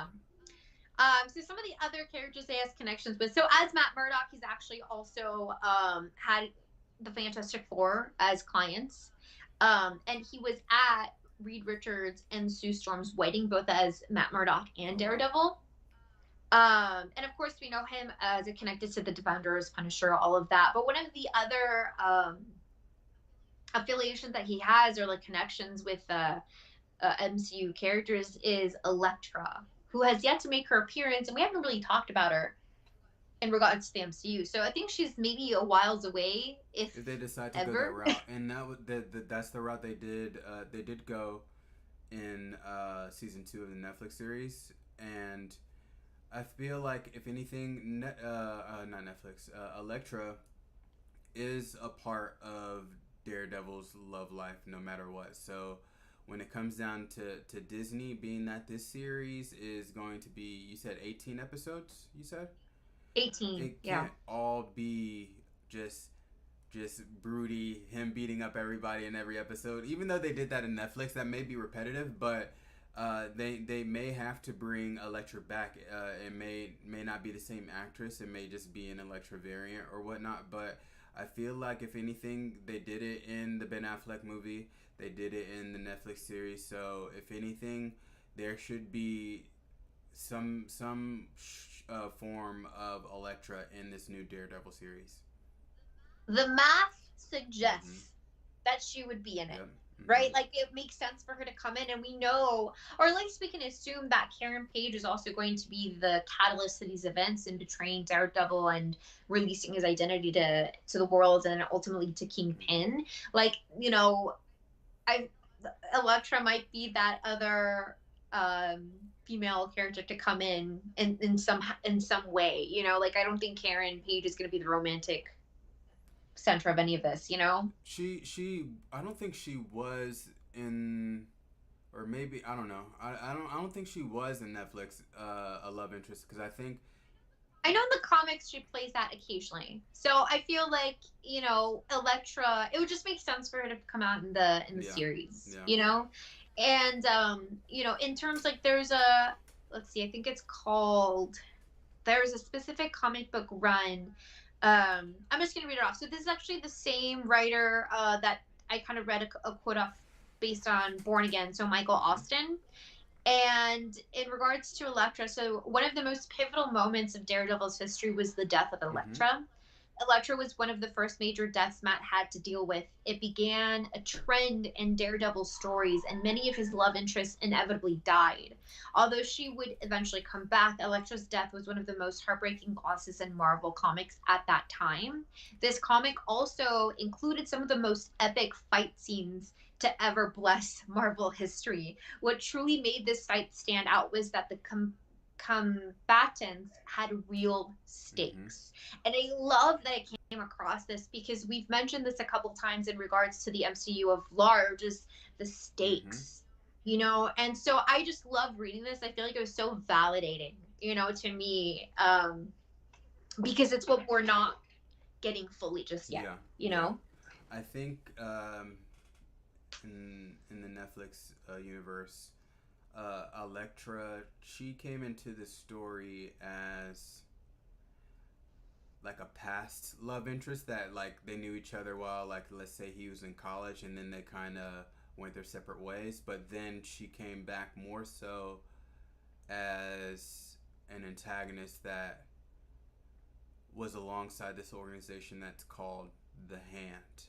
And if Mm. anything, being that the Hand was such a big organization in this universe, I'm now curious just to know if they're going to bring that into the MCU along with Elektra being a part of that as well. Potentially, I feel like something that might make sense with that is like maybe Elektra is like a small part of Daredevil Born Mm-hmm. Again. More like maybe a Yeah, cameo, yeah, and that might be the anchor to lead into say like the Hand and building out that storyline as something separate. Just because I feel like it would be a lot to put it on the series. Obviously, it's 18 episodes, and 18 episodes is a lot to kind of manage a lot of mm-hmm. storyline.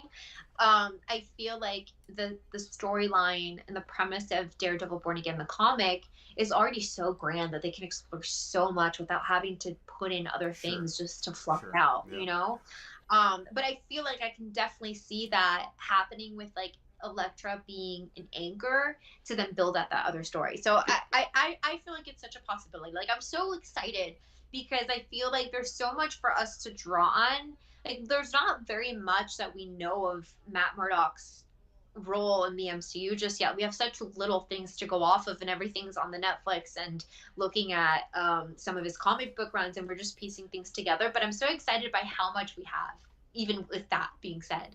um random, did you see the I think it was a post that was put up yesterday about TJ Miller? Do you know who TJ Miller is?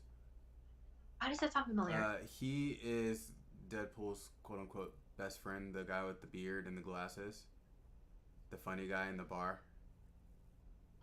Oh yes, yeah. I know who you're talking So about. I think news broke yesterday that he will never work with Ryan Reynolds again, just because Ryan Reynolds stayed in the Deadpool character even off camera and was No, just super rude to him, like so rude to the point to where he never wants to work with him again. So he's not gonna be in Deadpool 3. that is so insane. I feel like that reminds me of like what's his name? Who's the guy who plays the Joker in The Morbius? Joker? Oh, you're talking Yeah, about who's the actor. yeah. What's his name? I'm It spacing. doesn't even matter. I hate him. I hate No, but it him. reminds me of him because I know that when he was on set for Suicide Squad and he was playing the Joker, that he was the Joker off camera as well. And first of all, that is terrifying because the Joker is a psychopath that just is so dangerous and vile. And so I couldn't imagine what the cast members must have felt just experiencing that off Right. screen. But apparently he put like a dead pig in Margot Robbie's Oh like shit. dressing room or something like Mhm. that. So it kind of reminds me of that. I'm just like, I mean, I don't think she's ever said like, "Oh, I'm never gonna work with him Right. again" or anything like that. But I know it was mentioned in interviews. But it reminds me of that. Like, it's like you just go too far. Mhm. Yep. I I feel like Deadpool off screen, just as, Ryan Reynolds just playing the role even off screen. I feel like that would be fun though. Like I feel like it'd be funny. Like but I guess it's different if you're the butt of the joke. I feel like it could have been funny in the first Deadpool, and then when he signed on to do the second one, T.J. Miller was just over it. He's like, yo, your jokes aren't funny, dog. Nah, and I think he even stated, he was just like, even if Disney doubled what he made in the original, he still wouldn't come back. Wow. You know what I do find so giddy about that, though? It's kind of like Ryan Reynolds took it upon himself to make a real life Deadpool fourth wall break in the ultimate form.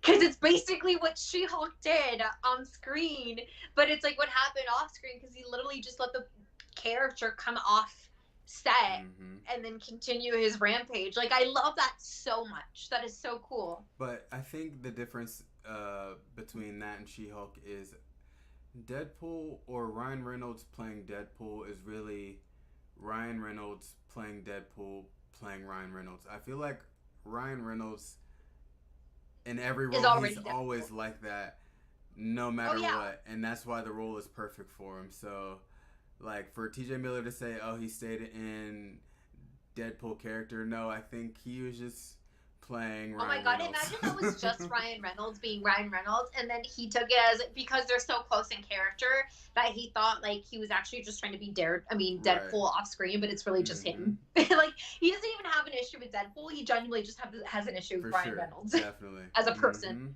Yep. That's hilarious. I'm trying to see if I have anything else. I feel like we went over quite a lot, honestly, for like Daredevil. I think that is it in terms of my notes. Oh, something I thought was so funny going over, kind of digging into Daredevil in the comics, is that Daredevil, especially in his start, right? So his first ever comic book appearance was in Daredevil #1, April of 1964. And he had probably one of the foolish supervillains in his like original roster ever. Like, part of that was Leapfrog, and we saw Leapfrog in She-Hulk. Like, that's a genuine Daredevil villain. Oh wow.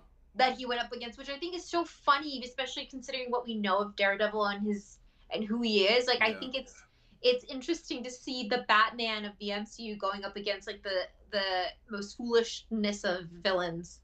Actually, I mean, Batman has freaking the Joker, so I think that actually tracks. So, well, I'm thinking like he has a like Joker side, because I feel like if anything, Joker is the most like that's the arch nemesis of Batman. I don't really care about any other villain, but like all the other villains, like let's say the Riddler reminds me, I think that's on the same level of Leapfrog, something as silly as that, Yeah. So it tracks, actually. And maybe that's why it works. Maybe that's why it works. Like, I think maybe like the contrast of having like such a dark hero up against like such a colorful villain, like what a almost oxymoron in that sense, Maybe that's the formula. I don't know, but that's kind of all I got on my parts in talks in terms of Daredevil into the series, into Marvel. Overall, it's just so nice that the fandom has finally gotten this, and I think it's so great that we're kind of going over Daredevil in this period, because just for your guys' update on us, like we plan to kind of do this as filler episodes as we continue on, and we have time. Daredevil Born Again doesn't come out until 2024, so we will for sure finish off this Daredevil segment before then, but it's just kind of nice. I think the idea of going over it in this period, it's very nostalgic, and almost I think it honors the character and the actor, who plays him. I'm looking to see if they don't have, is Daredevil 2 words? Or no, is it 1? It's 1. Because Daredevil, the Netflix series, is not coming up on Rotten Tomato. So I'm just like, I want to know where that lands in terms of scores, but they don't have that. I don't believe you. They just have Ben Affleck, and I'm like, I know it's 43%. I saw it. I want to know the Netflix Rotten Tomato score is, but they don't have it. Bummer. I'm looking. Hold on. Oh, I found it. Yeah, this is the series. So yeah, 2015. Charlie Cox. Average tomato score is 92%. Okay. The fan one is 89%. Okay. Awesome. Oh, because it's called Marvel's Daredevil. I didn't have that. That's what the series is actually called, Marvel's Uh-huh. Daredevil. Got it. Yes. Okay. Awesome. All They right. don't Well. blame Ben Affleck. Yeah. Don't ever bring Ben Affleck onto my screen ever again. Rotten Tomatoes. Y'all know I'm not talking about that. Delete that. You're Delete it. so bitter.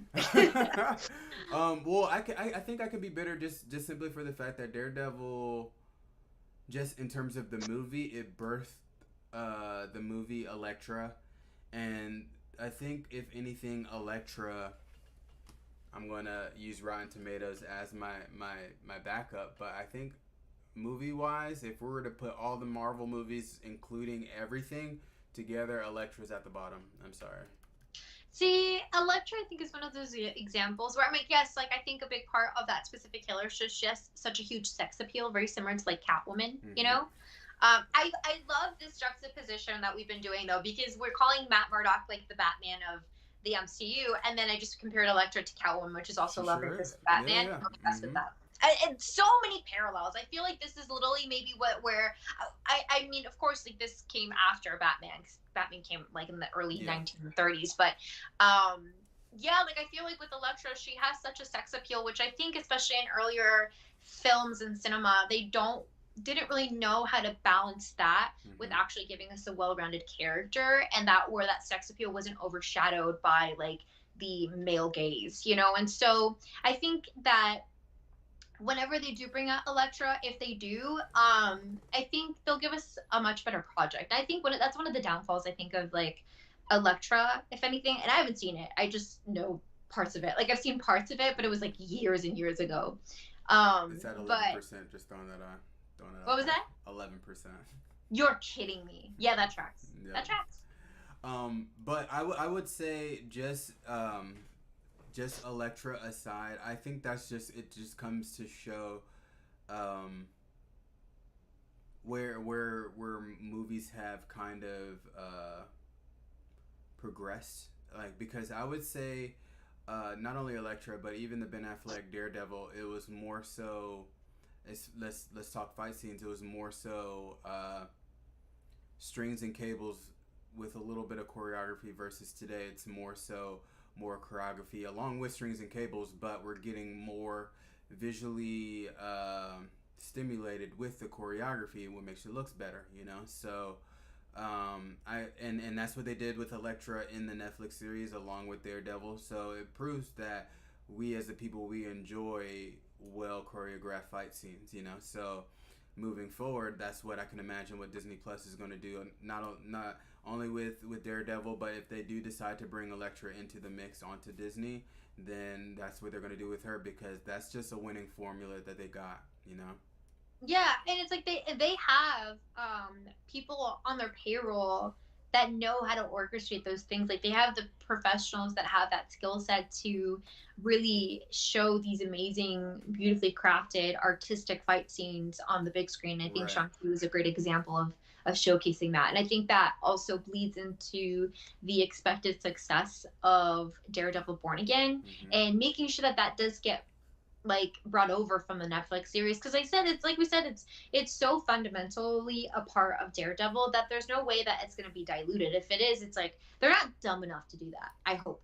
You know, like the Marvel as a whole, I think understands what the fandom wants. You know, so it would make no sense for us not to get that translated. Well, sure, and like say that Daredevil Born Again versus She-Hulk with featuring Daredevil, it's like we got the and I'm not hating on the CG, but we got like another CG aspect, and then that took care of the fight scenes to where now moving forward, it being that this is going to be a Daredevil show, I'm 100% with the thought that they're going to go Shang-Chi route, and it's going to be what they did in Netflix with the choreography. Yeah, I think it packs more of a punch versus I think the Literally. CGI takes the emotion away sometimes Sure. from what's going on, you Mm-hmm. know. And it can be done well, of course, Yeah. but like I know what you mean because I Right. do Like I said, feel I'm not like hating, but like yeah, that's what we got, you know. yeah. So I look forward to it. I hope does get done really well. And I feel like seeing this kind of sweeter side of Matt Murdock and She-Hulk, it's kind of like that quote from Deadpool. It's like life is just a shit show with commercial breaks of happiness, you know. And I feel like that Mm, was that for Daredevil, and sure. then we're gonna see the complete opposite once Daredevil Born Again comes around in 2024. Yeah. Okay. Well, I think you said that's all you have, and I think that's everything I have. So, That wraps it up, folks. next week, are we talking Black Adam? We are talking Black Adam. Guys, Okay. I completely didn't even realize it was coming out this weekend just because DC has been so inconsistent with dates. I really genuinely didn't know it was coming out until like Friday of last week, like a week ago. But I think with DC, with this, I'm already seeing with the success of Black Adam, uh, like there's someone, I think comicbook.com posted saying there's a conversation to be had in terms of Superman being involved, and then later that day we see another thing of Henry Cavill. He's already in talks with DC doing another Man of Steel, so there's hope for DC. I just don't want to get my hopes up, you know? I know. Like, I know. We're traumatized. Like, I'll use the analogy. It's like DC is that dad that says he's going to pick you up on Sunday mornings to take you to Disneyland. You know, he drives a motorcycle. He's the coolest guy in the world, but he just doesn't always show up. And time again, you're like, he's going to come and you want to hope for him. And then we turn 16 and we're like, you know what? I won't have expectations just because I don't want to get disappointed. And unfortunately, yeah, that's where we're at. yeah. So I will um, see. I will see. I won't have time to see Black Adam this weekend, so I'll see it during the week next week. And from what I'm hearing, it's good. So that's a good sign. That's good because it's we're easy to say we don't like things from DC just because it's not abnormal. You know what I mean? So if people are saying it's good, I hope it means it's good. Or maybe it's that we have such a low standard of DC, it's actually mediocre, but even then it passes. But I'm hoping that's not the case. Was would you consider Green Lantern mediocre? I've seen it once and never rewatched it. Okay, I think that's that's telling. I feel like that's Dark World of I think that's like the Thor Dark World of the DC universe, but 1,000 times worse. It's so bad. It is so bad. Like, and I'm just speaking from like comments of like the world. So obviously, like I'm not speaking from my own personal opinions, but it's basically so bad that it's become the running joke of anything Ryan Reynolds touches. You know, like in Deadpool, he makes comments about it, like, please don't make the super suit like Green. green and Mm-hmm. CGI. Like, Mm-hmm. it's so plainly not a great movie. And Ryan Reynolds has done like interviews where he says that very bluntly, but he says, but it actually is how I met my wife. So therefore, it's one of the worst things I've ever done in my life, but it's also the best things, you know?